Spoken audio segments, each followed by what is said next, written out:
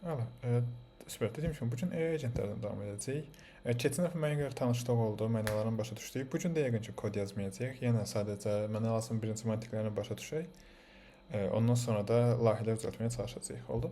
Bundan əvvəl demişdim, onsuz AI agentlərin olması ilə bağlı tanış olmuşduq. Bu müəyyən səviyyədə. İndi biraz daha dərinə düşməyə çalışacağıq və burada çalışacağam ki, iki dənə ekranı paylaşıram, desən yox. Okay. Çalışacağam ki, iki dənə fərqli layihə düzəltəcəyik bu agentlərdə. Əgər vaxtımız qalsa, çünki çox vaxt ayırmaq istədiyim mövzudur. Bir research agent kimi bir şey, research paperları yazmaq üçün, məsəl hansı bir mövzuda yazmaq istəyirsiniz və bunun üçün AI agentlərdən istifadə etməyi yoxlayacağıq və görəcəyik ki, adi bir LLM istifadə etməkdən nə qədər fərqlidir deyə. Bir də Andrey Karpati köhnələr onsuz bilir, təzələr bəlkə eşitmiş ola bilərsiniz. Belə bir paper paylaşmışdı ya da bilmirəm nəsə blog paylaşmışdı, tam əmin deyiləm ki, AI agentlərdən istifadə edərək düzəltdiyi maşın learning modelini improve elətdirirdi. Yəni bu AI agentlər gəlirdi, modeli getdikcə yaxşılaşdırırdı. Olduqca maraqlıdır. Oxumamışam, oxuyub etmək istəyirəm və onu da yəqin ki, əlavə etməyə çalışacağıq. Bunu iki mövzu, iki dənə ayırmaq istəməyimin səbəbi şeydədir. Dediyim kimi, dəhşət tələb olunan bir sahədir. Və ad nədir? Yəni bu dəqiqə açıq hara getsə sizdən ya AI agent, ya RAG soruşacaqlar. Olduqca gələcək parlaq bir sahədə və deyim ki, əgər AI agentlər doğrudan yaxşı bilirsiniz, istənilən yerdə, yəni həmin şirkət proqramlaşdırma ilə bağlı olmasa belə gedib deyə bilərsiniz, yox, sizin üçün belə bir şey düzəldə bilərəm və baha qiymət sata bilərsiniz. Əgər doğrudan yaxşı şeylə düzəldə bilirsinizsə. İndi bu gün ikinci hissəsini tanışacağıq. Reflection design paternindən. Reflection haqqında keçən biraz danışmışdım və digər hissələr haqqında danışmışdım, toollar və s. haqqında. İndi bu gün biraz daha dərinə düşəcəyik. Görəcəyik ki, bu reflection nədir, necə işləyir və ümumiyyətlə model performansını necə qaldırır deyə. İndi bu yenə bu adətən dediyim kimi, mən LLM-lər barədə fikirləşəndə, AI agentlər barədə fikirləşəndə və s. adətən mən özüm prosesi necə edərəm barədə fikirləşməyə bəyənirəm.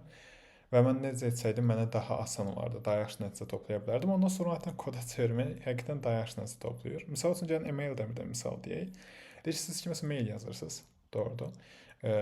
Adətən birbaşa yazdığınız e-mail çox da ideal deyil. Xüsusilə nisbətən böyükdürsə və çoxlu məlumat verirsinizsə və nəsə soruşursunuzsa, ondan sonra nə edirsiniz? Siz check edirsiniz də yazdığınız şeyi. Baxırsınız ki, yox, mən necə yazmışam bunu.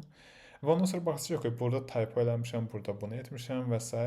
Tarixləri düzgün yazmamışam, səhv adama göndərmişəm və s. tipli check edirsiniz. Adətən bəzi səhvlər tapırsınız, təzədən düzəldirsiniz və adətən bunu etdikdən sonra yazdığınız mailin keyfiyyəti artır. Doğrudur. Qısaca məntiqi belədir. Və bu reflection patternidir və bu həmin AI agentlərdə qeyri-adi dərəcədə çox kömək edən bir şeydir. Əgər siz bunu əlavə edə bilirsiniz düzgün variantda, həmişə yox, hər halda yox, amma doğrudan da bəzi hallarda kömək edə bilən bir şeydir. Əgər AI agent öz yazdığını yoxlasa sonradan daha yaxşı nəticə qaytarır. Aydın şərt deyil ki, öz yazdığını yoxlasın. Aydın hətta deyərdim ki, başqa bir LLM yoxlasa daha yaxşı nəticə qaytarır. O da ki, bundan əvvəl RAG-da demişdim. Eyni ailədən olan modellərdə biraz şey var, bias var öz dediklərini bəyənmək barədə. Amma yenə də, məsəl üçün yenə burada insan da yaza bilər, AI agent da yaza bilər hansısa bir şeyi, doğrudur. Birinci versiya bu olur. Ondan sonra check edər ki, okey, burada çox spesifik yazmamışam, burada typo etmişəm, burada adımı yazmamışam və s. Ondan sonra düzəldir. Aydındır. Hətta bunu bilmirəm, keçən həftə dedim yox. Bunu GPT-də bir dəfə görmüşəm belə bir şey. İstəmişdim ki, nəsə bağlı kod yazsın. Və kod yazdı. Sonra geri qayıdıb yazdığını düzəldə bilmirdi. Yazdı ki, okey, sonda 2 nöqtəni qoymağı unutmuşam bura. Yox, sona 2 dənə 2 nöqtə qoymuşam dedi. Onun birini silmək lazımdır. Yəni öz yazdığımı sonradan da yoxladı. Hansı ki, buna görə mən düşünürəm ki, sonradan GPT-nin performansı bir xeyli artmışdı, amma böyük ehtimal ağırdı. Çünki təzədən reflekt etməlidir və s. deyə. Öz yazdığını daha bahadır, yavaşdır və s. amma daha yaxşı performansdır. İndi gəlin burada baxaq ki, bu reflection təkcə bu email prosesinə aid deyil, istənilən bir sahəyə daxil etmək olar bunu. Misal üçün desək ki, kod yazmağına olduqca fərqlidir. Onsuz bunu keçən dəfə demişdim. Misal üçün hansısa bir LLM-in yazdığını, AI agentlərə qaçırıq, LLM-in yazdığını kodu özünə atsaz, desəz ki, bu kod biraz daha yaxşı yaz, nə improve elə, parallelization əlavə elə, ya da daha səliqəli yazar və s. Ayətən doğrudan da inkişaf etdirəcək. Ya da öz yazdığı kodu atın qaytarın özünə, deyin ki, bu kodda nə problemlər var. Ayətən öz problemi gətirib göstərəcək sizə. Aydındır. Və bu da yenə reflection patternidir qısaca və siz onu öz AI agentlərinizə əlavə edə bilərsiniz. Misal üçün necə edərsiniz? Deyərsiniz ki, okay, mənə bu task üçün kod yaz, doğrudur. Və AI agentlərdən çox geniş şəkildə istifadə olunur onsuz da kod üçün hazırda və hətta bu bir prosedur olmağa başlayır. Şirkətlər encourage edir ki, öz engineerlərini ki, okay, AI agentlərdən istifadə edin kod yazarkən.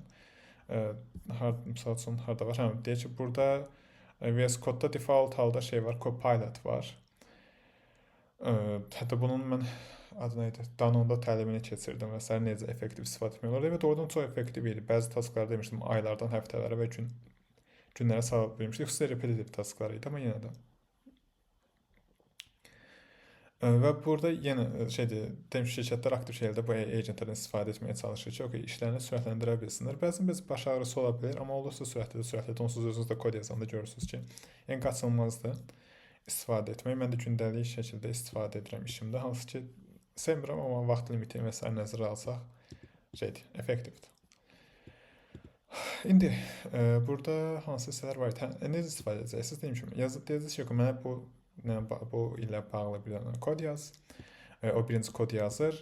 Ondan sonra isə göndərirsiniz, deyirsiniz ki, okay, mənə bu kodu inkişaf elətdir və sizin üçün daha yaxşı edəcək. Xüsusilə məsəl üçün bu tipli halda reasoning modelləri daha yaxşı nəticə qaytarır bu arada, çünki reasoninglə bağlı bir məsələdir və daha yaxşı nəticə əldə edə bilərsiniz. Bu birinci variantdır, amma bu ən ideal variantı deyil. Yəni hər dəfə demək ki, okay, yaz, ondan sonra yazdığını təzədən yoxla, okay, kömək edə bilər, amma daha yaxşı variantı var. Bir də o da ki, external feedback vasitəsilə. Əgər sizdə hər hansısa external bir feedback varsa və siz onunla birlikdə təzədən göndərirsiniz, ayətən daha da artır. Onsuz bunu bilirsiniz. Cipdən 100% kod soruşmusunuz. Necə qaytarıb yapışdırmısınız. Error qaytarıb, erroru qaytarmısınız. Doğrudur. Nə edir? External feedback. Deyir ki, okay, bu yazdığın kod belə bir şey qaytarır. Deyir ki, okay, sorry, düzəldir və sizə bunu qaytarır. Aydındır? Bu da eyni şey. Birinci kod yazır, kod execute edirsiniz. Hansı bir şeydir, kod bu syntax erroru qaytarır, eləmə göndərirsiniz. Eləmsə bunu təzədən yazır. Sadəcə həmin problemləri düzəldərək. Aydındır? Reflection design pattern, why not just direct generation? Burada nə haqqında danışır? Write an essay about black holes. The most extreme and fascinating objects in our universe. Okay. Okay, burada tam bilmirəm nə haqqında danışır. Yəni qısaca bir var direct generation. Doğrudur. Yəni qısaca direct generation elə LLM-dir. Yəni GPT-yə götürürsüz, atırırsınız məsələni, deyirsiniz ki, okay, mənə bağlı bir kod yaz və sizə birbaşa qaytarır. Burada coding, burada prompting versiyaları var. Bax da məncə danışmışdım. Əslində önəmlidir. Hətta artıq job description-larda xüsusilə AI engineerlər üçün adı nədir? Yaxşı prompt yaza bilmə qabiliyyəti önəmlidir. Hətta tövsiyə edərdim ki, ayətən yaxşı yazılmış promptlara arada bir baxın. İdeyanız olsun, necə yaxşı prompt yaza bilərsiniz deyə. Çünki demişim, günlük iş prosesinin bir hissəsidir və ayətən RAG düzəldəcəksə, AI agent düzəldəcəksə, hansı ki, çox böyük ehtimal düzəldəcəksiniz. Yaxşı bir prompt yazmanıza ehtiyac olacaq. Yəni qaçılmaz bir hissədir. Mən ayətən LLM-ə yazdırıram, amma LLM-in yazdığı öz prompt ideal həmişə olmur. Hətta çox vaxt nə edirəm sadəcə? Mən yazıram, draft yazıram, bir sürətli şəkildə, okay, bu olmalıdır və s. Sonra LLM-ə atıram ki, biraz düzəlt və s. O biraz daha səliqəli variantda yazır. Sonra özümün üzərinə biraz dəyişiklik edirəm. Belə ayətən daha yaxşı nəsə toplama olur. İndi burada promptingdə məşhur bir iki variant var. Zero, one and few shot prompting var. Zero shot prompting odur ki, birbaşa deyirsiniz ki, mənə bunu elə. Misal üçün date'lər gələcək, bu formata çevirmək lazımdır. Input-u göndərir və sizə qaytarır. Yəni heç bir example göndərmədim. One shot adına göstərdiyi kimi bir dənə example göndərəcəksiniz və bu arada olduqca çox kömək olur. Yəni deyirsiniz ki, çünki bir var ki, deyəsiniz nə iddia, bir var ki, bir şey example göndərəsiniz və bunu deyəsən, bunu da Andrei Karpati yazmışdı. All large language models are few shot learners. Nəsə deyəsən, belə bir paper var idi. Bütün böyük dil modelləri bir neçə sample-dan öyrənə bilirlər. Şey kimi fikirləşin, necə biz adi machine learning modellərini treyn etmirik böyük datalar üzərində, doğrudur. Və eyni məntiqlə böyük machine learning modeli istənilən bir modeli treyn edirik data üzərində, doğrudur. Və ayətən çoxlu data ehtiyac olur, balaca və böyük olmanın asılı olmayaraq sizə bir xeyli data ehtiyac var ki, model öyrənə bilsin ki, məsələ ilə bağlıdır deyə. Və adı nədir? Böyük dil modellərinin isə belə bir şey çox da ehtiyac yoxdur. Çünki onsuz da onlar kifayət qədər çox data üzərində pre-train olublar, fine-tune olublar və adətən yəni bilirlər nə iniz etmək lazımdır. Sizin onlara bir iki sample göstərməyiniz onlara kömək olur. Okay. Bir şeyə qısaldır. Çünki o qısaca nədir? Probabilistik modeldir. 76.000 dənə misal üçün token var. Tam artıq sayını hatırlamıram. Bir də özü də modeldən modelə görə dəyişir. Doğrudur. Tokenize'a görə.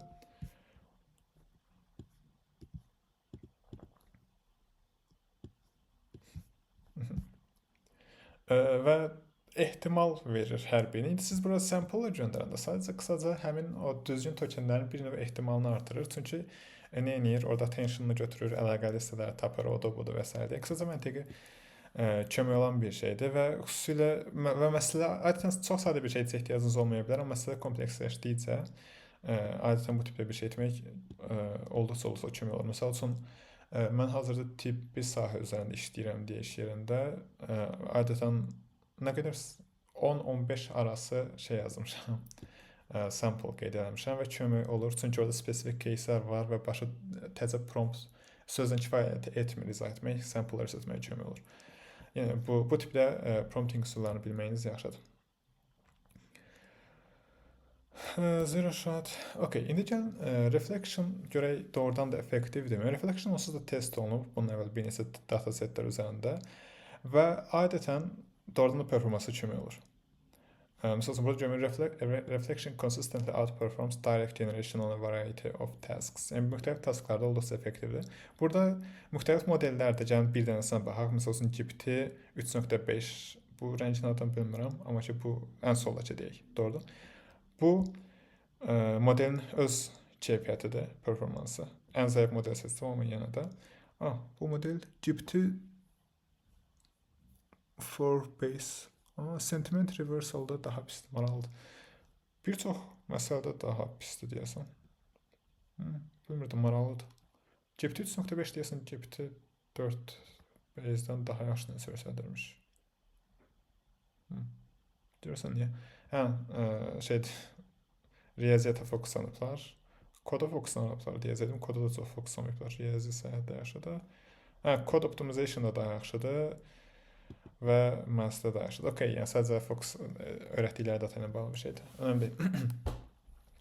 İndi misal burada görə bilirik ki, sırf burada mavi isə nədir? Burada modelin özü reflection-dan olan variantı, modelin özü reflection-dan olan variantı ümid edirəm başlayacağız və hamısına təkrarlanır müxtəlif mövzular üzərində. Və görə bilirsiniz ki, sırf bir dənə reflection əlavə etmək bir çox mövzuda modelin performansını bir heli qaldırır. Hər mövzuda eyni qədər qaldırmır. Misal üçün, sentiment reversal'da bir heli qaldırır, dialog response-da qaldırır bir heli. Code optimization-da biraz qaldırır.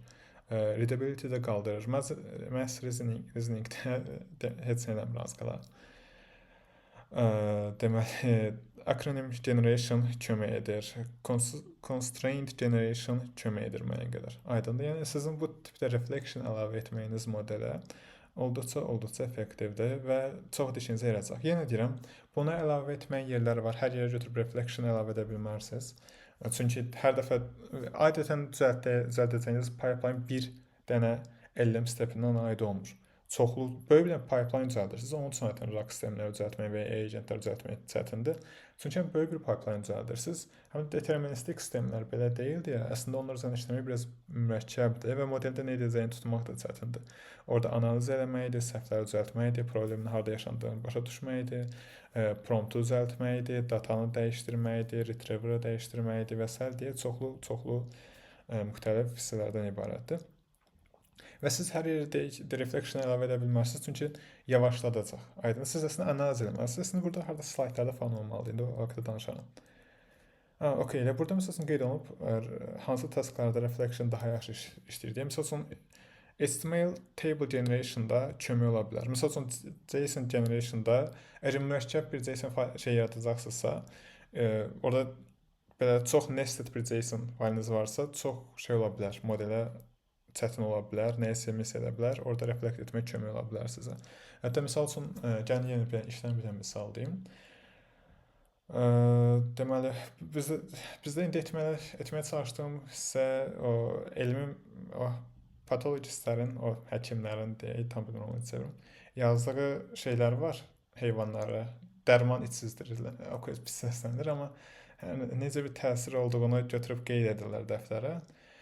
Amma orada vacib hissələr var, qeyri-vacib hissələr var. Model onu ayıra bilməlidir və təbii ki, çətindir. Çünki sözləri oxuyuram, açıb başa düşmürəm oradan yazıldığını mən. Baxmayaq ki, ingiliscəsindədir. Birinci bir də model geni silir. Onun əslində silmir, orada da 4-5 hissəyə ayırdım, amma qısaca silir. Birinci model deyir ki, okey, bu hissə silinməli deyə bilən şeydir. İkinci model onun üzərində reflekt edir ki, okey, bu model fikirləşir ki, buna görə, çünki bu bir neçə patological prosesdən ibarətdir.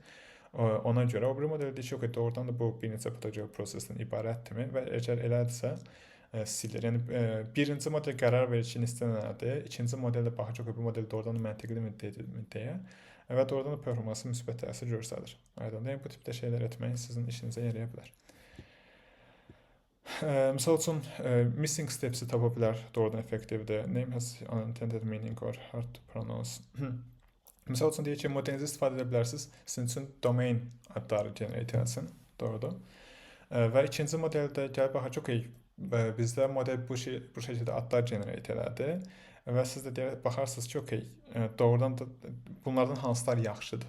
Məsələn, ikinci elimdə filtr edir. O doğrudan sizə kömək ola bilər bu formatda. Hətta yenə external informasiya ilə daha yaxşıdır adətən bu tipdə şeylər.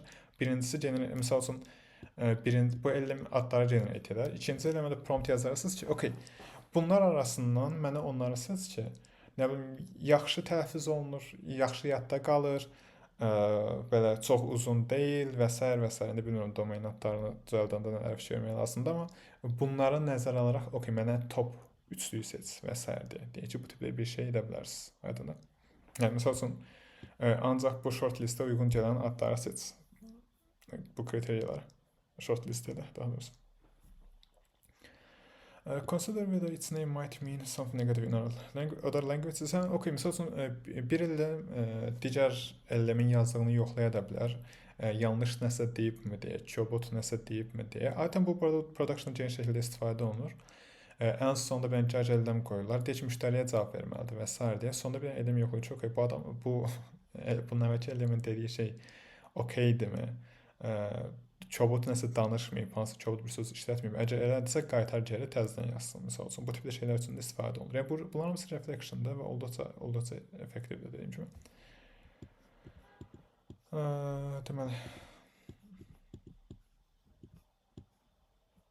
Misal üçün də burada maili yoxlamaq üçün nədir? Review the mail first draft, yoxlasın. Yoxla gör professional yazılıb. Rude və insensitive deyilmi deyə faktları çək elə, datelərə bax və ondan sonra bunların hamısına baxandan sonra təzədən yaz. Aydın, bu formatda işləyir. İndi bu reflection pattern daha çətin olan hissələri də var. Misal üçün chat generation və s. Ümumiyyətlə başqa hissələri daha çətin ola bilər. Deyək ki, əlinizdə belə bir data var, doğrudur. Və coffee saleslərinə baxmaq istəyirsiniz ki, 2024-cü ilə 2025-ci ili müqayisə etmək istəyirsiniz və bunun üçün bir dənə ellimdən istifadə edəcəksiniz ki, sizin üçün bir dənə plot yaratsın. Yaxşı. Və problem oradadır ki, bayaqki kimi yoxlamaq olmur. Doğrudur. Məsələn, əlinizdə bu plotda ola bilər, bu plotda ola bilər. Yəni, ellim ikisini yarada bilər. Bu zaman necə yoxlayacaq, hansı daha yaxşıdır deyə. Yəni, qısaca deyirik ki, okey, promptu veririk, datanı göndəririk. Kodu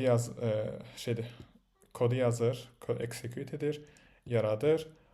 Ondan sonra da ikinci ellim gəlir, şəkli haqqında kritiklərini bildirir, update edir kodu, ondan sonra da yeni nəticəni çıxardır. Və bu da bizə sonraki nəticəni qaytarır.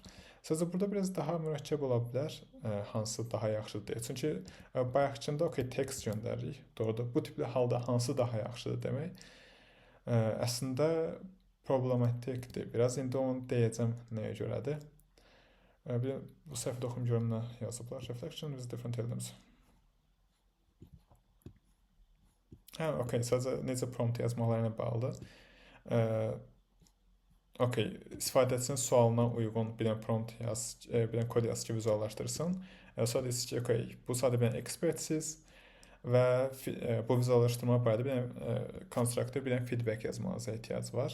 İki dənə şey yaradıb və hansı daha yaxşıdır, misal üçün. Yox, bu bir dənə yaradıb, hansı daha yaxşıdır, onu tapmağa çalışır. Aydındır. Bu vizual doğrudan yaxşıdırmı, yoxsa deyilmi, onu tapmağa çalışır. Bu arada bunu da deyim, You are an expert data analyst who provides constructive feedback on visualizations. Bu əslində kömək olan bir şeydir. Hansı hissəsində danışıram? Bu you are an expert data analyst. Çünki yenə bu haqda bundan əvvəl oxuyurdum Danonda təlimlər keçəndə. Və orada deməli necə daha yaxşı prompt yazmaq olar barədə araşdırdım və doğrudan da adətən bu tipdə bir informasiya vermək, daha çox informasiya lazımdır. Bu çox qısadır və yaxşı bir prompt deyil. Amma qısaca bu başlanğıcda belə bir şey demək adətən modelə kömək olan bir şeylərdir. Aydındır. Və yenə bu nə ilə bağlıdır? Modellərin probabilistik modellər olmağı ilə bağlıdır. Onsuz köhnə qrupun təbəri bunu daha yaxşı bilər, amma yeni qrupların keçəcəyi elləmlər mövzusunda bu transformerlar necə işləyir deyə. Amma qısaca probabilistik modellərdir. Hər bir tokenə müəyyən qədər probability verirsiniz, doğrudur. Və artıq siz deyəndə ki, okay, you are an expert data analyst deyəndə şey kimi fikirləşin qısaca bu məntiqini. Siz ekspertin cavab verə biləcəyi şeylərin ehtimalını artırırsınız. Aydındır, belə fikirləş. Yəni hansı tokenləri ki, yəni hansı sözləri ki, ekspert istifadə edərdi. Ekspert, çünki bu böyük dil modeli internetdə dəhşətli miqdarda çox data üzərində train olub. Aydın ekspertin etdiyini də görüb, juniorun etdiyini də görüb, başa çıxmayan bir insanın etdiyini də görüb. Aydındır. Və siz deyəndə ki, ekspert kimi davran. Artıq siz o ehtimal, düzgün sizə lazım olan tokenlərin ehtimalını artırırsınız. Aydındır. Belə dəhşət önəmli görsənməyə bilər, amma doğrudan da yəni çox işinizə yarayacaq bunu başa düşmək gələcəkdə. Ümumi bu elmlərin təqribi necə işlədiyini başa düşməkdir, bu tokenlərə necə ehtimal verdiyini bilməkdir və s. olduqca önəmlidir. Hətta hazırda mən deyərdim ki, AI agent olmaq üçün, AI engineer olmaq üçün dəhşət çox maşın öyrənmə biliyinə aidən artıq ehtiyac yoxdur. Dediyim kimi artıq ən azından bizim bu tərəfdə biraz ayrıqlar AI engineerlər şeylərdir. Deməli, RAG sistemləri quranlar da agent quranlardır. Bir də maşın öyrənmə engineerlər, hansı ki mənim sahəm hazırda maşın öyrənmə engineerim. Riyazi modellər düzəltməkdir, onları train etməkdir, deploy etməkdir və s. deyə bölünür. Aydındır. Data scientistlər isə şeydir qısaca, sadəcə analiz edənlərdir və s. notebookda və s. işləyənlərdir. Onları deploy etməyən fəlsəfi bölməsinə çox da baxmır. Yəni hazırda bir çox insan görürüm, software engineeringdən AI engineeringə birbaşa keçməyə çalışır. Çünki bar daha aşağıdır deyərdim. Çünki bu maşın öyrənmə engineerinə qədər, data scientist qədər riyaziyyat bilməyinə aidən ehtiyac olmur, ya da ki, o nəzəriyyətlərə dəhşətlərə düşməyinə. Amma yenə də bu həmin modellərin arxasındakı məntiqə başa düşmək isə çox daha kömək olur düzgün qərarlar verməyə. Okay, bu model nəyə düzdür? Onsuz da RAG-da və s. gördük. Bəzi riyaziyyatlar da lazım olduğu metrikslər var, evaluation var. Məsələn, kozan simülyatı var və s. tipli hissələr də var, sözsüz. Bəzən kiçik şəkildə fine-tune etməyə ehtiyac var.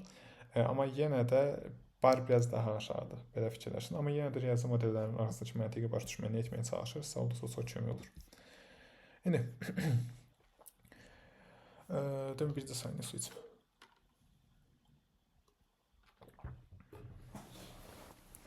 Demin you're an expert data. Okay, bu sən dedik. Reflection design pattern evaluating the impact of reflecting. Okay, bu isə olduqca önəmlidir. Dediyim kimi, hər yerə siz götürüb reflection əlavə edə bilməzsiniz, deyə bilməzsiniz ki, götürüb bunu əlavə və s. deyə. Bu tipli işlər evaluation olduqca önəmlidir. Hətta deyərdim, onsuz, məsələn, yenə bir misal deyim, hazırda mənim etdiyim işin təəssüf ki, 80-90%, yəni gündəlik hazırda işdə bir evaluate etməkdir, bir də prompt yazmaqdır. Kod da yazıram təbii ki, amma ki, çoxlu şəkildə evaluate etməyə ehtiyac olur. Çünki, okay, nəsə edirəm, nəticəyə baxıram, promptu məsəl üçün dəyişdirdim. Okay, necə bir nəticə qaytardım. Mümkün qədər avtomatlaşdırmağa çalışırsınız, amma yenə də arxitekturanı dəyişdirdim, onu etdim, bunu etdim. Bunların hamısı şeydir və yaxşı prompt yaz. Okay, model nədə səhv edəcək, prompting əlavə edir. Okay, prompt düzəldə biləcək bir şey deyil. Okay, gəlin bunu etməyə çalışaq və s. Çox vaxt aparan bir hissədir və sizə düzgün şəkildə evaluate etmək dəhşət önəmlidir. Deyim ki, mən hazırda işdə dəftər qələmi götürürəm və yazıram ki, okay, bu belə oldu və s. Özüm üçün qeyd edirəm. Okay, item model burada səhv edir və s. deyə özüm üçün notlar götürürəm. Xüsusi səhv etdiyi şeyləri qeyd edirəm. Sonra dəftərdə qruplaşdırıram ki, okay, adətən model compound foundingdə yaxşı deyil çoxdur. Misal üçün deyirəm, baxıram ki, okay, bunu necə düzəldə bilərəm deyə, misal üçün. Which color of the product has the highest total sales? Okay, yəni qısaca necə edəcəksiniz? Birinci deyək ki, əlinizdə bir sistem var, SQL skripti yazmalıdır. Doğrudur. Query yazmalıdır. Generate SQL query. Doğrudur. Birincisi bu nədir? İkincisi birbaşa göndərirsiniz ki, okay, bu yazanı refleksiya görə yaxşıdırmı deyə, sonra execute elə. Sonra yoxla ki, sonra da okay, çıxan cavabı da göndər müştəriyə və s. deyə, ya da ki özünüz yoxlayırsınız. Bu formatda yazanda ad nədir? Okay, kömək ola bilər, amma bəlkə kömək olmur. Ümumiyyətlə bu tipdə yəni gözü bağlı şəkildə harasa əlavə etmək yaxşı fikir deyil. Çünki dediyim kimi birincisi daha bahadır. Çünki siz hər token üçün və ya hər query üçün dəyişir. Müəyyən qədər ödəniş edirsiniz. Doğrudur. Və adətən şirkət bundan çox xoşbəxt olmaya bilər olan xərcdən. Ona görə də burada biraz diqqətli olmalısınız və təbii ki, yəni niyə dəhşətli miqdarda çox pul harcayırsınız? Onsuz özü problematik bir şeydir və təbii ki, latency də əlavə edir. Çünki onsuz elmlər nisbətən yavaşdır. Bir xeyli yavaşdır. Əslində onun səbəbini izah etmişdim. Birinci token generate olur, ondan sonra təzədən o input qayıdır geri, o token əvvəl olmuşdan ikinci token çıxardır və s. deyə onsuz da yavaşdır. Plus da bunun da üzərində adına ikinci birinə göndərirsiniz və tension başqa sırlardan ibarətdir. Biraz daha yavaşladırsınız. Yəni latency əlavə edirsiniz. Ümumiyyətlə başa düşməlisiniz ki, dəyərmi bu reflection'ı bura əlavə etməyə? Aydın. Bunun üçün evaluate etməlisiniz. Nə edə bilərsiniz? Sadəcə özünüz üçün promptlar hazırlayarsınız. Bir özünüz üçün promptlar hazırlaya bilərsiniz. Bir şey edə bilərsiniz. Bu müştərilərin tez-tez yazdığı sorğuları götürə bilərsiniz. Aydındır. Və nə edərsiniz? Sorğu, cavab. Misal üçün, number of items sold in May 2025. Misal üçün, sizə lazım bu SQL querylər yazılan elləmin performansını artırmaq lazımdır. Doğrudur. Okay. Özünüz promptu yazdınız, hansı ki verilə biləcək sualdır ya da ki loglara baxdınız, oradan götürdünüz və s. deyə. Ondan sonra görürsünüz ki, əsl cavab, sonra özünüz baxırsınız, gəlib əsl cavab 1201. Yaxşı. Və bir neçə təkrar edirsiniz. Yəni bir neçə dediyim bir xeyli düzəltməyə ehtiyac var, dataset. Ondan sonra isə performansa baxırsınız. Reflection olmayanda deməli necə cavab qaytardı, reflection necə cavab qaytardı. Aydındır. Və ondan sonra da təbii ki, hesablayacaqsınız, accuracy hesablayacaqsınız və ya başqa hansı metriks lazımdırsa, RAG-da müəyyən qədər metrikslərlə tanış olmuşduq, doğrudur. Əgər onlarla, indi burada bu accuracy kifayət olar deyə düşünürəm. Baxırsınız ki, 87% korrektdir, reflection olmayanda. 95%-a kimi qalxır. Aydındır. 8%-lik bir artış, hansı ki, əslində çox böyük bir artışdır bu səviyyədə. Okay, bunu etməyə dəyər deyib əlavə edə bilirsiniz. Aydın. Yoxsa əks təqdirdə 87%-də heç bir dəyişiklik baş vermədi, ya da 1% dəyişiklik baş verdi. Dəyərmi buna kimi bir sual ortaya çıxır. Okay, bura qədər hələ ki, bu kiminsə bir sualı var? Bura qədər mi?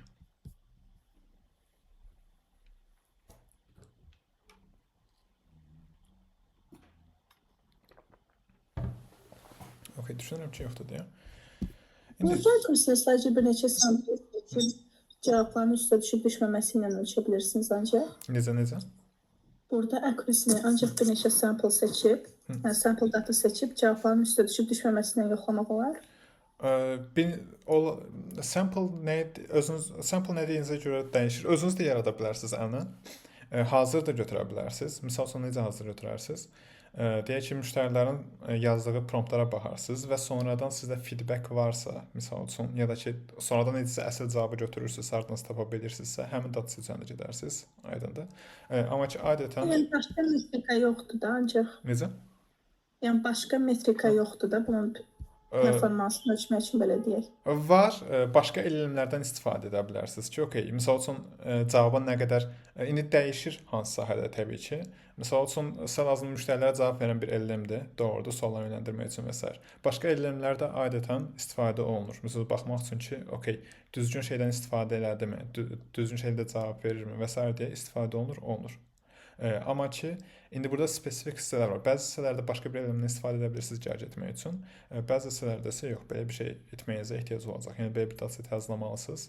50 dənə, 100 dənə, daha 300 dənə dəyişir əllə və başa düşürəm, biraz vaxt aparan hissədə, amma yəni, qaçınılmazdır. Ondan sonra da yavaş-yavaş qiymətləndirəcəksiniz. Ondan sonra da gəlin nəticəyə dəyişəcəksiniz. Yəni, belə məcburidir. Çox da böyük bir qaçış yoxdur.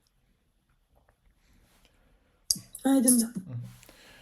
İndi, burada başqa hansı hissənə deyəcək? Mən deyim ki, yəni, bir belə edə bilərsiniz, bir başqa elmlərdən istifadə edə bilərsiniz cərc etmək üçün ki, okay, bu doğrudan da kömək olurmu deyə bu tipli məsələlər. Deyim kimi dəyişir. Bəzi hallarda istifadə etmək olur, bəzi hallarda istifadə etmək olmur.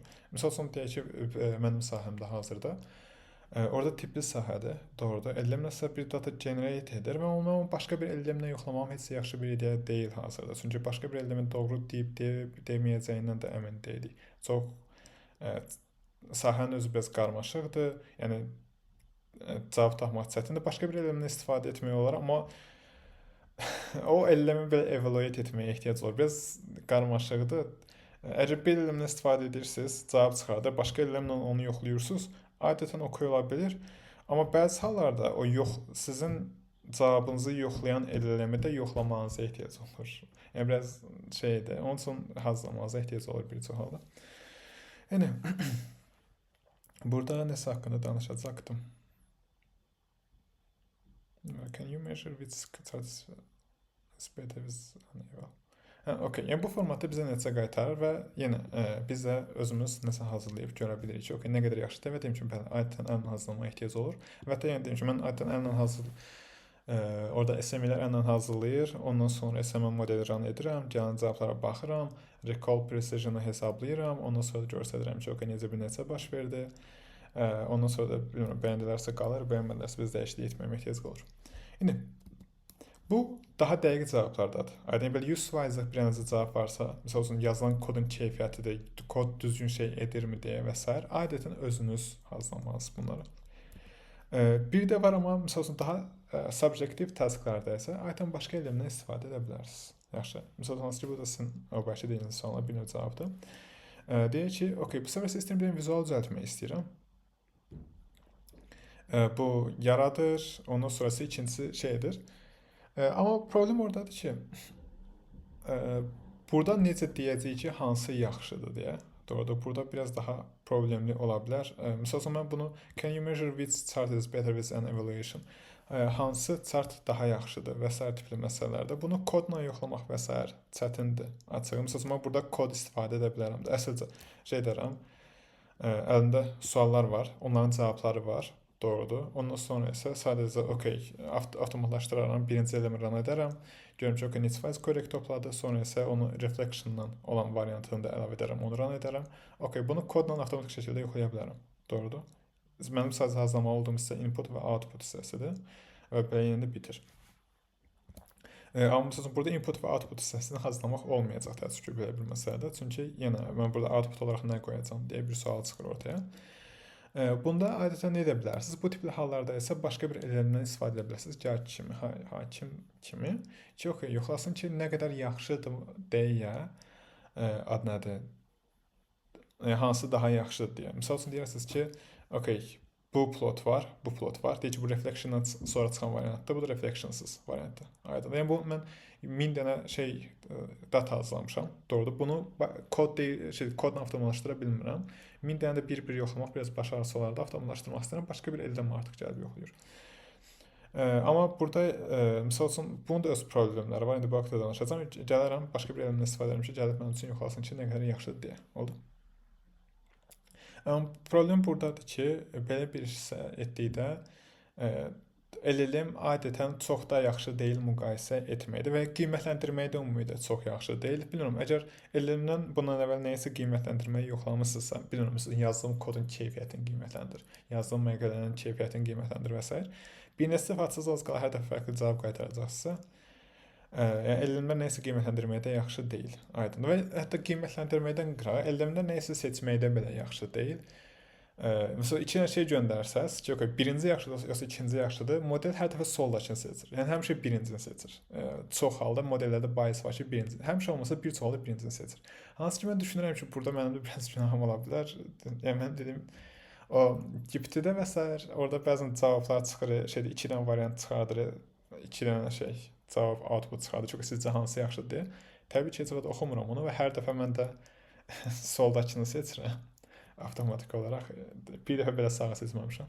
Əgər kifayət qədər mənim kimi bir çox insan varsa, bəlkə də biasın səbəblərindən biri budur, bilmirəm.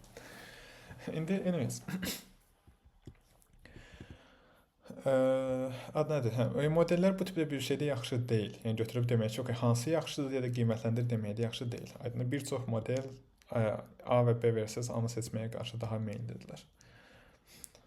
Deməli, bəziləri var yəqin ki, sağdakını seçməli meyllər, amma çox da önəmli deyil. Adətən bu tipli hallarda nə etmək istəyirsiniz? Əgər elə bir sahədir ki, okey, hissələrini evaluate etmək lazımdır, coding işləmir, elmlər müqayisə etmək də çox yaxşı deyil. Daha spesifik şeylər rullar yaza bilərsiniz ki, okey, buna əsasən elə. Məsəl üçün deyirsiniz ki, bax şəklə və bax ki, okey, bu hər dəfə hansısa bir itemi doğru edibsə 1, etməyibsə də 0 kimi qiymətləndir. Misal üçün, okey, has clear title hansında var? Bunda var, yoxsa bunda var? Okey, varsa bir hal, misal üçün. Accesslərində labellər varmı? Varsa, okey, plus bir hal. Appropriate chart type plus bir hal və s. Adətən bu tipdə yazmaq, sonra isə qiymətləndirəcək, okey. Reflection olmayanda 10 üzərindən, neçə case var? Deyək ki, 10 üzərindən deyək ki, 4 topladı, 10 üzərindən 6 topladı, misal üçün, aydındır. Və bu formatda götürüb qiymətləndirə bilərsiniz, əgər lazım olarsa. Yəni, əgər əlinizdə objektiv evaluationlar varsa, code base kifayət qədər yaxşıdır, daha sadədir, daha dəqiqdir, daha çox inana biləcəyiniz bir şeydir. Yəni, əgər code base varsa, code base yoxlamanızı daha çox tövsiyə edirəm. Əgər dataseti yığmaq çox vaxtınızı almayacaqsa, xüsusi. Məsəl üçün, adətən etməli olduğunuz şey nədir? Dataseti hazırlamaqdır. Baş ağrısıdır, vaxt aparan bir hissədir. Qaçınılmazdır, amma etməlisiniz. Yenə, bunu bunun əvvəldə demişdim. Hazırda mən ən çox bu sahədə işləyən insanların ən çox bəyənmədiyim hissəsi evaluationa çox az vaxt ayırır məncə. Və bunu təkcə AI sahəsinin orada raqlara və s. əldə eləmirəm. Mas ki, raqlarda və s. daha çox lazım olduğunu düşünürəm şəxsən AI agentlərdə.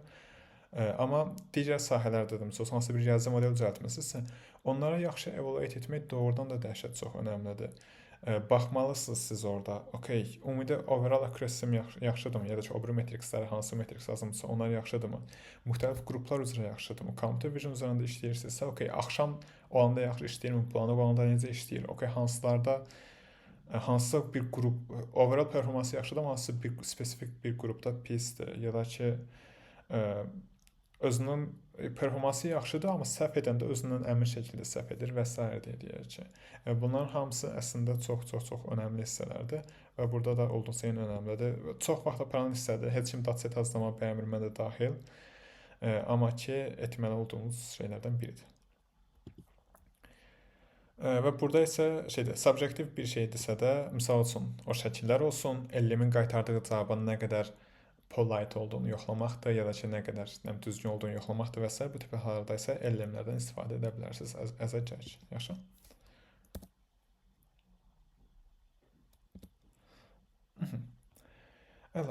Deməli, ondan sonra isə növbəti danışmaq istədiyim hissə isə hardadır?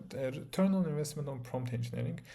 Ümumiyyətlə, prompt engineering kömək olur, dediyim kimi olur. Yaxşı prompt yazmaq mütləq. Misal üçün, yenə o işdən misal deyim.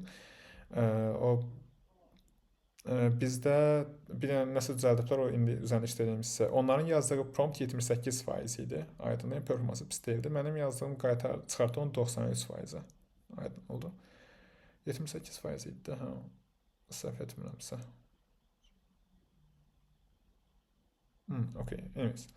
Deyək ki, 15%-lik falan bir accuracy artışı baş verdi. Aydındır. Və sırf bu prompt engineering üzərindədir. Yəni, bu bir xeyli qalxdı. Amma ondan sonra nə qədər eləsəm də artmır. Onsuz bilirdim artmayacaq və özüm üçün ağlıma şeyləri yoxlayırdım və artmır. Bildiniz necə? Azca bəlkə 1-2 dənəsi, 2 dənəsi, 3 dənəsi artır. O da ki, açığı overfitting-dir. Promptun overfitting olduğunu hiss edirdim. Onu qaytardım köhnə variantı. Müəyyən qədər return əldə edəcəksiniz. Yaxşı prompt yazmaq önəmlidir. Amma bir ildən sonra dayanır. Yaxşı, yəni promptu nə qədər yaxşı yazırsınız yazın, bundan sonra daha yaxşı nəticə əldə etməyəcəksiniz. Biraz daha yüksək return əldə etmək istəyirsinizsə, artıq reflection əldə edə bilərsiniz və reflection adətən qaldırır. Aydındır. Məsələn, məndə 93%-dən qalxdı 95% deyək. Sırf ad nədir? Bir reflection əlavə etdiyimə görə performans. Hətta məndə test reflection yoxdur, mən routing də əlavə elədim ora. Amma deyək ki, bundan əvvəl məndə modelin performansı necə idi? O silməli idi. Silməli nəsə olanda performans 98% idi. Silməli nəsə olmayanda performans 89% idi. Mən routing əlavə elədim. Silməli olmayan şeyləri birbaşa ayırmağı öyrəndi model. O 89%-dən qalxdı 99%-ə. O biri hissədə onsuz 98% idi. Router'a görə onsuz bir xeyli qalxdı performans. İndi reflection with external feedback yoxlayacağım dərsdən sonra. İndi bunu gələn dərs deyərəm necə alındı deyə. Əgər bazar günü yenə olsa. Amma bu reflection with external feedback isə performansı bir xeyli daha çox arta biləcək bir hissədir. Aydındır. Hansı ki, yenə dediyim kimi qısaca reflection with external feedback koddur, error qayıdıb. O erroru qaytar. Ya da müştərilərdən gələn bir feedback olsun, ya da ki, hər hansı bir feedback olsun. Onu əlavə etmək olduqca kömək olur. Biz reflection-da kömək olur, amma demək kimi reflection ən yaxşı performansını external feedback varsa göstərir. Oldu? Deməli, bu okey, burayla bağlı kimdəsə bir sual var mı? Varsa deyin, sonra davam edək.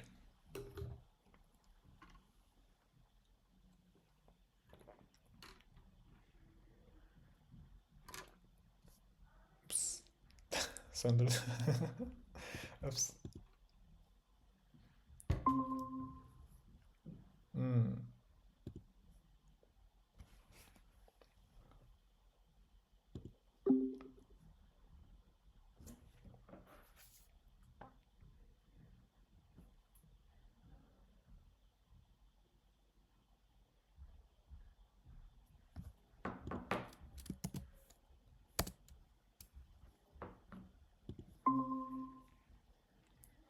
Salam. Salamlar, əlim dəydi yenə. Deməli, okey. Düşünürəm ki, sual yoxdur burayla bağlı. Onda gəlin davam edək. Görək nə edə bilirik deyə. Kamerada AI var bu arada, deyəsən demişdim, məni izləyir, maraqlı gəlir. Deməli. Ekranı paylaşıram. Write code for task X. Bunu yazsın, syntax error'a baxsın. Reflect eləsin. Okey, bunu demişdik. Merging competitors are competitors are better than rivals. Okey, misal üçün başqa o feedbacklər necə əldə edə bilərsiniz? Dediyim kimi, misal üçün bir model düzəldirsiniz, müştərilərlə danışır, doğrudur. Deyək ki, Adidasda və s. hardasa işləyirsiniz. Və orada ad nədir? Sizə lazımdır ki, modeliniz deyək ki, tez-tez şeyləridir. O rəqib şirkətlərin adını qeyd edir. Okey, bizim ayaqqabılar rəqib şirkətindən daha yaxşıdır. Ya da ki, okey, bizdə bu ayaqqabı yoxdur, ya da ki, paltar yoxdur, da nədirsə də.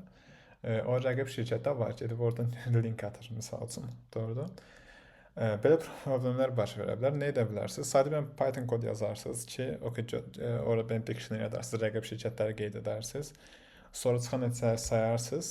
Doğru neçə dəfə şey olub deyə. Adıdır, rəqib adını qeyd edib, onu feedback kimi verərsiniz, düzəltməyə çalışar və s. deyə. Aydındır. Ya da ki, fact checking, NSA yazılan şey yoxlayarsınız ki, okey, doğru mu deyib deyə. Gəl bir tətən search edər. Aydındır. External feedback ki, okey, bu doğrudur mu bunun yazdığı? Bunu yazıb. Çünki bir başı bunu elləmə göndərəsiniz. Desin ki, okey, belə yazmışıq, yaxşı mı yazmışıq? Yəni, birinci əldə yazıb, sonra ikinci əldə göndərirsiniz. Bir də var ki, okey, internetdə əlavə search rezultatları ilə göndərirsiniz. Ya da ki, yenə əldən şeydir, output uzunluğunu qulaq asmır nə qədər olmalı deyə bir Python kod yazarsınız, bilirsiniz artıq bu da keçsənə və bunu da sizin üçün edər. Bu qədər saydı. Dediyim kimi, çox mürəkkəb deyil, amma bu basicləri bilmək olduqca önəmlidir. İndi tool use səsi var. Bu hissə haqqında danışıb mı, ya yox, onun haqqında düşünürəm. Buyurun. Reaction göndərəsiydim ki, danışın, çaşı bəli qalırdı. Tamam, problem deyil.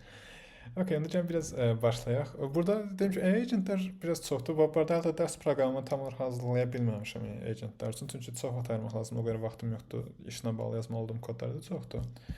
Çünki bunu deməyə planlaşdırıram. Bir dənə bunun ensemble agentlər nə deyirdik, yadıma çıxsa bir qrup şəklində işləyirlər. O haqqda nəsə danışmaq planlaşdırıram. 2 dənə layihə planlaşdırıram. Bir də ki, Hugging Face-in, bu arada bu resursların hamısını sizə deyirəm, doğrudan baxın. Bir də Hugging Face-in şeyi var. Bu agents kursu var. Açıb baxmışam buna. Baxmışam dedim, bunları bitirmişəm. Hansı bölmədəydim?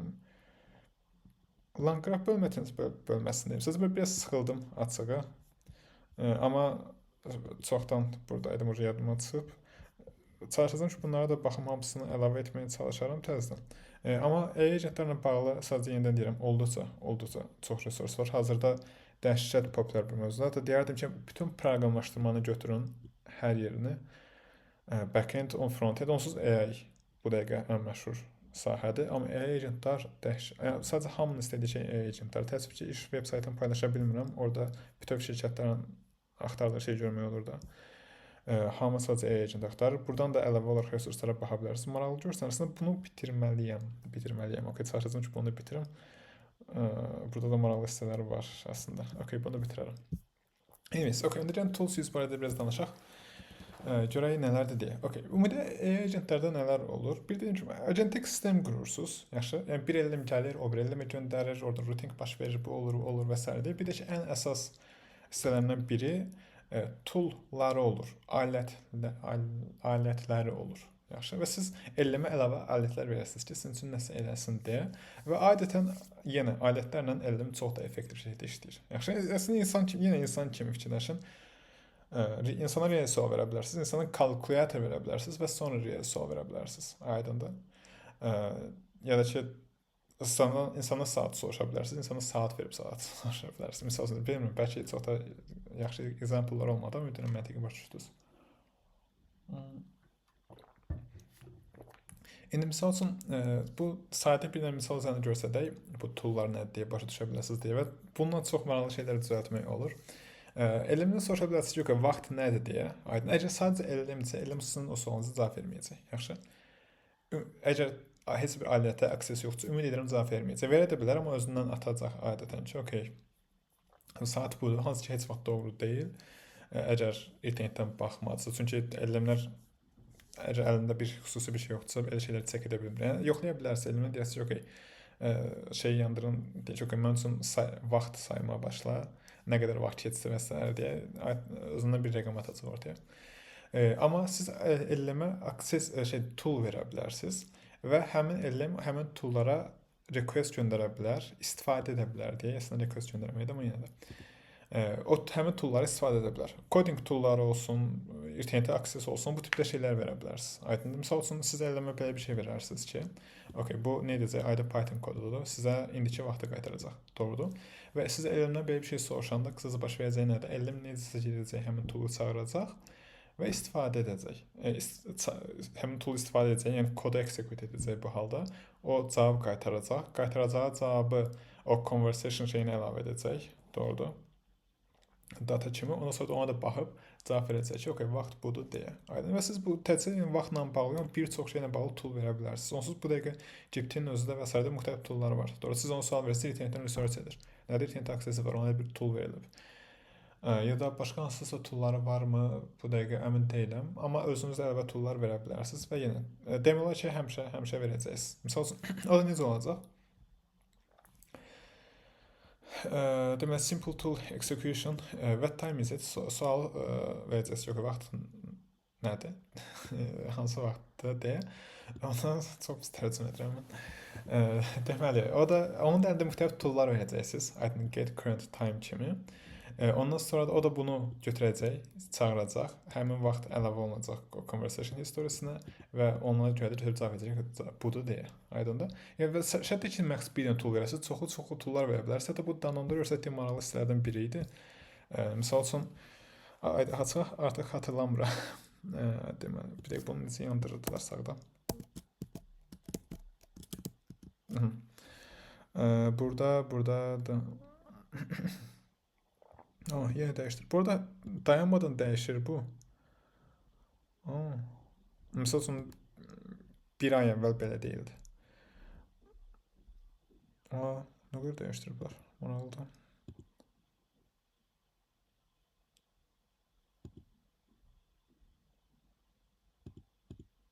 Bir saniyə. Misal üçün, burada toollar var.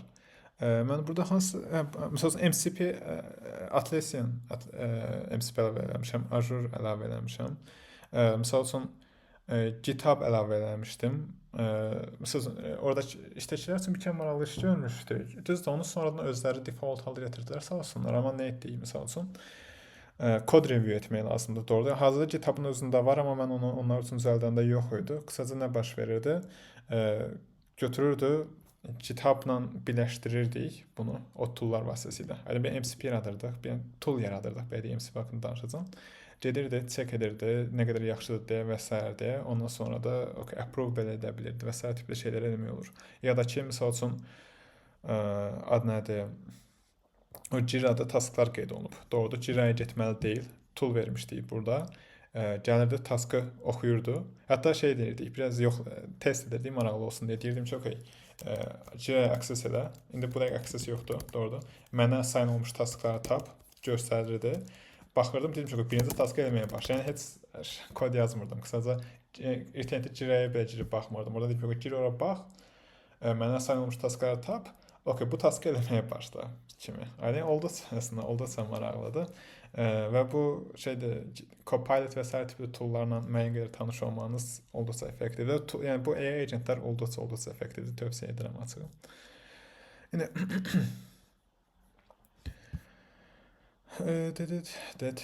yəni bu tipdə müxtəlif toollar verə bilər. Söylədiyim kimi təkcə bununla limitli deyil, olduqca çoxlu maraqlı toollar vermək olur burada. Və bu toollara təbii ki, hədəf istifadə etməli deyil. Hətta bu toollar istifadə olmağına elm özü qərar verir. Məsələn, siz ona çoxlu toollar verirsiniz. Doğruda bayaqları mənim VS kodumda olduğu kimi. Və özü gedib istifadə edir. Deyir ki, okay, mənim əlimdə bu toollar var. Mən bunların hansısa birinə ehtiyacım varmı bu taskı yerinə yetirmək üçün? Varsa gedir özü istifadə edir. Aydındır. Məsəl üçün bu yaşıl çayda nə qədər kafein olduğunu tapmaq üçün buna ehtiyacı yoxdur, istifadə etmir. Məsəl üçün, aydındır. Can you find some Italian restaurants near Mountain View? Deməli, misal üçün burada bir kəndə misal, sual verirsiniz. Orada web search edə bilər. Ondan sonra sizə cavab qaytaracaq. Çünki web search eləməsə çox bərbad bir cavab qaytaracaq. Show me customers who bought white sunglasses. Sən misal üçün databazı ilə də əlaqələndirmişdik. Götürüb databazı ilə əlaqələndirə bilərsiniz. Düzəltdiyiniz əlləmi agenti və birbaşa ora kod yazar, çıxan nəticəyə baxar, table'lara görər, skemalara görər və s. tipli. Ondan sonra da sonuca cavab verə bilər. Aydın, belə şeylər də edə bilərsiniz. Kalkulyator verə bilərsiniz ki, okay, riyazi işlərdə istifadə edirsiniz, götürsün bu kalkulyatordan istifadə edəsin deyə. Oldu. Yəni bu tipdə gördüyünüz kimi çoxlu toollar verə bilərsiniz. Gələr, deyər ki, okay, gör ki, boş yer var, nəmnə. Deyir ki, okay, baxır ki, bu toolların hansısa birinə ehtiyacın varmı? Gəlin birinci baxaq görək, mən bu bekaramı deyə kalenderi çek eləsin, ondan sonra appointment əlavə eləsin və s. tipli. Yəni birbaşa taskı deyirsiniz və sizin üçün birbaşa bunu yerinə yetirir. Aydın, yəni artıq o environmental limitli deyil. Çöl dünyaya aksesi var, hansı ki, yenə bu elmləri çox güclü edir. Təhlükəlidir. Əslində bir növ internetdə falan da görmüşdüm. Cəmaatın kodunu falan silir. Yəni belə pis tərəfləri də var, amma belə yəni çox maraqlı işlər görmək olur. Bunu deyim, belə olduqca maraqlı səslənir və olduqca da maraqlı olduğum şeysən düşünürəm və gələcəkdə həqiqətən düşünürəm ki, xüsusilə növbəti bir 5-10 ildə xüsusilə yaxşı AI agentlər doğrudan çox yaxşı qazanacağı, dəhşətli dərəcədə ehtiyac olacaq, amma həmçində mən deyərdim ki, bundan əvvəl demişdim, sadəcə hatırlatmaq istəyirəm, mənim gözümdə şişirdirlər açığı.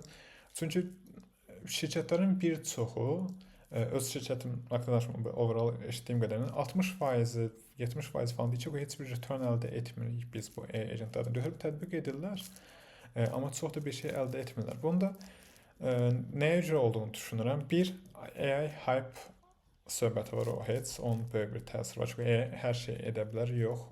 Hələ də probabilistik modellərdir, hələ də nə etdiklərini tutmaq olmur, şübhəlidir, təhlükəlidir, başlarını aldatmaq olur ki, okay, mənə endirim elə, nə bilim, mənə kod ver və s. tipli şeylər. Bunların hamısı baş verə bilər. Bunları təxmin etmək çox çətindir. Çünki nə qədər yaxşı kod yazırsınızsa yazın, bunlar probabilistik modellərdir və ad nədir? Müştərinin hər yazacağını əvvəlcədən təxmin edə bilməlisiniz. O bunun əvvəl raqda göstərdiyim kimi, okay, mən nə qədər daş yeməliyəm, misal üçün gündəlik. Belə bir sual təbii ki, yoxlamarsınız və cavabın nə deyəcəyini də tapmaq açıq əvvəlcədən çətindir. Yəni bu tipdə problemləri də çoxdur. Sistemi də düzgün quran insanlar hələ ki çox yoxdur. Tez-tez dəyişən bir sahədir və biraz da şişirdilən sahədir. Bunlar hamısını nəzərə almaq lazımdır, amma eyni dərəcədə olduqca çox potensial olan bir sahədir. Yəni bunlar sadəcə istəyirəm ki, fərqində olasınız hazırda. Deməli. Okay, buyurun. Amma burada return yoxdur dediniz. Mənə də maraqlıdır ki, burada əsas məqsəd keyfiyyəti yaxşılaşdırmaq və ya da zaman israfının qarşısını almaq da əslində bir nöqtə return yoxdur. Amma yəni baxıram bütün şirkətlər çox cəlb edicidir. Yəni tam tapa bilmirəm. Yəni bura nəyə görə buna büdcə ayrılırlar, bunun üçün ayrıca şey tutulur. Halbuki burada return yoxdur. Evet. Məsələn, scoring okay return var, amma burada heç bir return yoxdur. Sadəcə keyfiyyəti yaxşılaşdırır. Sonra nədə return var dediniz, nədə yoxdur dediniz? Məsələn, kredit scoringlər falandır, odur budur, orada okey, buraya return var, müştəri cəlbi var və s. Amma burada heç bir return yoxdur. Amma bütün şirkətlər azqır bunu istəyir. Yəni burada məqsəd investisiya yatırmaqdır. Yəni bundan da pul yatırırlar, dərhalda işçi tutmaq falan.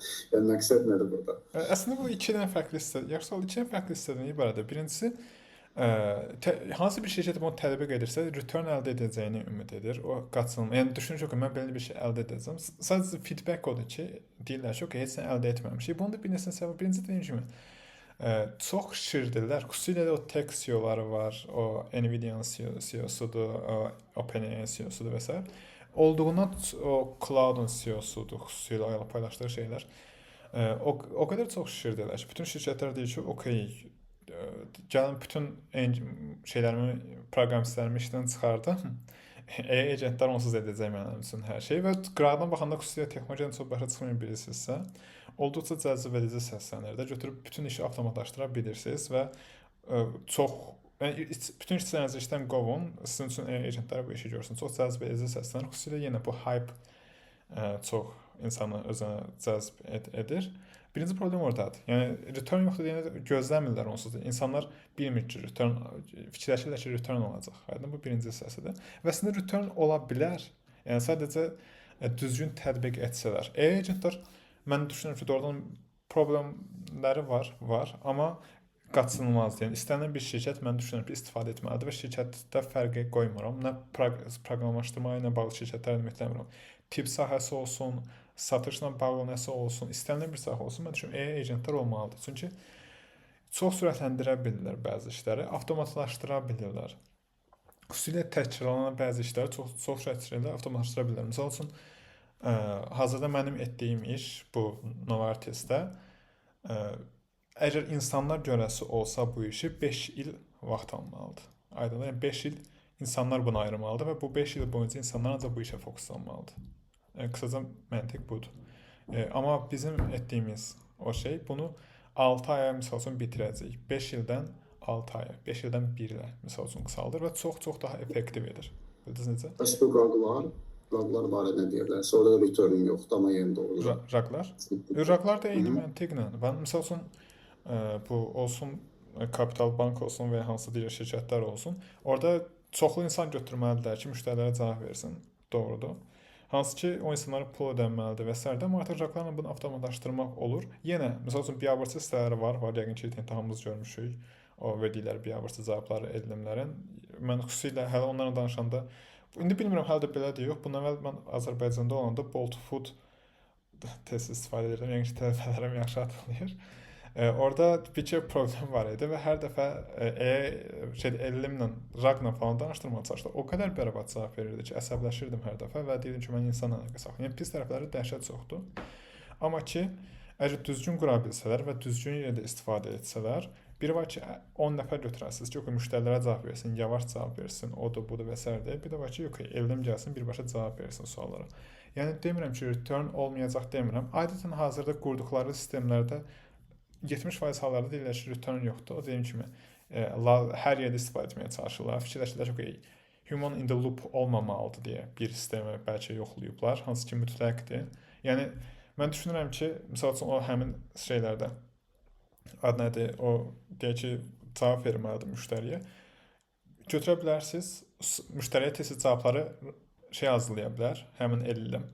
Tez human in the loop ola bilər, baxa bilər, okey tez göndər. Ya da ki, ad nədir, birbaşa elm danışar, nəsə problem oldu, insana fallback edər kimi. Yəni, bu tipli sistemlər düzgün qorulsa, return var, Amma gözlədikləri tipdə deyil tam olaraq. Yəni eşitdikləri tipdə deyil. Əsas problem oradadır. Amma deyim ki, gələcəkdə də daha çox istifadə olunacaq və xeyri var, yenə də var.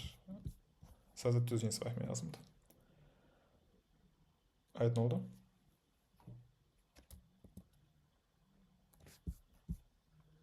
Düşünürəm ki, okey. Bəli. İndi gəlin bir dənə tool'un necə yarandığı barədə danışım. Ondan sonra bura kimi danışaq. Ondan sonra bitirək bugünkü hissəni. Demək, tool belə xüsusi bir şey deyil, koddur sadəcə. Yaxşı. Bu qədər sadəcə götürürsünüz. Ben kod yazırsınız, ona akses verirsiniz və götürüb həmin tool'lardan tool da yaradacaqsınız lan. Belə adi bir kod yazırsınız və həmin LLM-in həmin bu kodu execute etməyə icazə verirsiniz. Burada LLM-in description-a da, yəni burada 3 nöqtə arasında olana access olur, düzdür? Bəli, var və mütləqdir. Bu olmasa addan da tuta bilər əslində, amma adətən bu mütləqdir.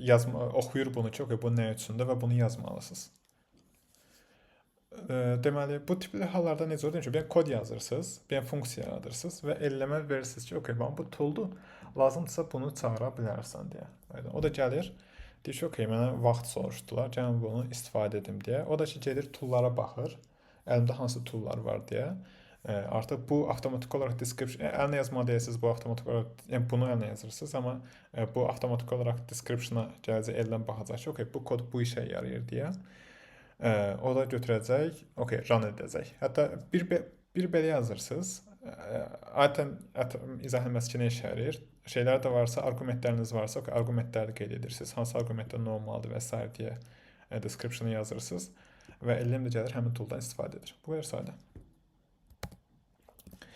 Bunun istifadə olma qaydası şeydir. Hazırki LLM-lər onsuz da train olunub, müasir LLM-lər tool'ları istifadə etmək üzərinə. Yəni xüsusi olaraq nəsə etməyinizə ehtiyacı yoxdur sizin, çünki onsuz da train edirlər. Yəni fine tune edən zaman böyük ehtimal edirlər. Sadəcə bəzi sample hazırlayır ki, tool'lardan necə istifadə edə bilərsən deyə. Oldu.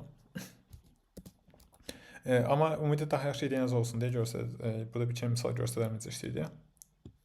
Məsəl üçün belə edə bilərsiniz. Sistem promptuna misal üçün əlavə edə bilərsiniz. Deyim ki, artıq özləri bilirlər necə istifadə etmək lazımdır, amma daha yaxşı ideyiniz olsun deyə. Sistem promptuna əlavə edərsiniz ki, belə bir tool access-in var sənin, get current time, to use it, return following exactly. İstifadə etmək istəyirsənsə, function belə bunu yaz. Function get current time. Aydındır. Və nə olacaq? LLM götürəcək. Sadəcə text olaraq bunu yazacaq. Aydındır. Sonra siz parse edəcəksiniz. Yəni sadə if yazacaqsınız ki, function belə bir text varmı modelin qaytardığı şeylər üzərində? Varsa bu kodu execute edə. Bu qədər sadə. Qısaca məntiqi belədir. Artıq belə bir şey etməyəcək dediyim kimi, LLM artıq train olub, amma belə bunun əvvəl belə idi, amma belə ümumiyyətlə məntiqini başa düşməyiniz üçün yaxşıdır. Yəni artıq sistem promptdan belə bir şey yazmanıza ehtiyac yoxdur. Və bu da götürəcək artıq çıxardacaq. Yəni qısaca belə bir şey varsa, doğrudur. Sonra yazacaqsınız ki, if get current time, doğrudur. If function in the output funksiya çağırılacaq, siz cavabı qaytaracaq. Cavab əlavə olunacaq o conversation historiya və LLM cavabı isə qaytaracaq. Bu qədər sayda. Təmsil üçün şey olsa, adı nədir? Bu parametrdə varsa da bura qeyd edəcəksiniz. Yazacaqsınız time zone-u, o da sizə cavabı qaytaracaq ki, necə oldu deyə. Bu günlük bu qədər kifayətdir. Onsuz sabahın kodunu yazmaya getməliyim iş üçün. Deməli, bitirməzdən əvvəl kimisi bir sualda varmı və ya başa düşməyiniz birisi oldu mu?